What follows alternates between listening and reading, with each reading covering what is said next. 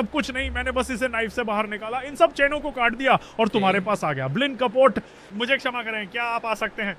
ठीक है, नहीं निवासी, ये तुम्हारे लिए एक सबक होगा, चलो जाओ और खुद ही ठीक करो, मैं कुछ नहीं कर रहा हूँ।